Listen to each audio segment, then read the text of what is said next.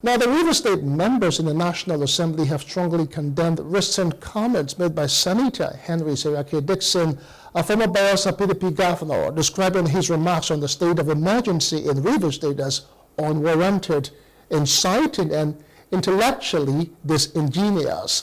Now, this condemnation was issued in an emergency press briefing held in Abuja, led by the House Minority Leader Kingsley Chinda and 8 other members of the Rivers State Caucus in the National Assembly, comprising the Senate and the House of Representatives, who also defended the federal government's declaration of the state of emergency in Rivers State. As members of the Rivers State Caucus in the National Assembly, we watched with utter dismay the vituperations of Senator Henry Seriake Dickson of Bayelsa West Senatorial District in his press briefing, wherein he expressed his anger at the emergency rule in Rivers State and chided the President of the Federal Republic for not using his June 12 address before the National Assembly to restore suspended Governor Kingsley Chinda to office.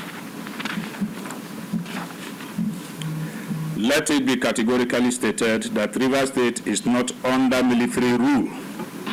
The current administrator of the state, Vice Admiral retired Ebok Ete Ebas, is a retired military officer, just as Senator Seriake Dickson is himself a retired police corporal, but a serving senator.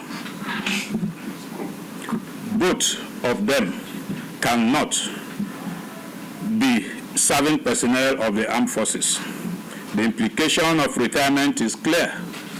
Once an officer retires, he becomes a civilian, and any leadership role he occupies is subject to civilian laws. Also in his remarks, Senator Orwell Onyeso, representing Rivers East Senatorial District, in a scathing critique of his fellow lawmaker, Senator, urged him to redirect his political energy toward addressing the underdevelopment of Bayelsa State instead of stoking political tensions, as caucus called on the security agencies and the Senate Ethics Committee to monitor and launch an investigation into what the caucus described as the unparliamentary actions of Senator Dickson. The House of Representatives have just told you it's our collective view and we agreed. But fortunately, I'm in the same chamber in the Senate with Senator Seriake Dickson. And I know that those of us from Niger Delta will have enormous duty, with our people enormous duty and contributions to make. I'm equally aware that Bayelsa State, especially Bayelsa West, need a lot of this activism to bring the dividends of democracy to them.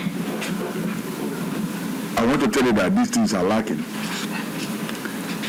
The appointments you have in Bayelsa today are the appointments that they got through their relationship with Rivers State. I'm not too sure that my colleague has attracted anyone to his state. No. I am also aware that one of the most backward states in the country in terms of infrastructure is Bayelsa. And so this energy could be channeled towards activities that will improve the infrastructural problems of Bayelsa State.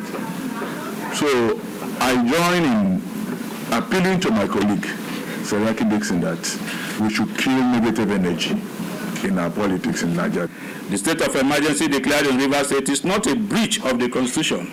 Rather, it is a legitimate tool provided in Section 305 of our Constitution to restore sanity when democratic structures are under serious threat. It is in fact only recently the suspended governor himself, Governor Kingsley Chinda, publicly thanked Mr. President. Hello, hope you enjoyed the news. Please do subscribe to our YouTube channel and don't forget to hit the notification button so you get notified about fresh news updates.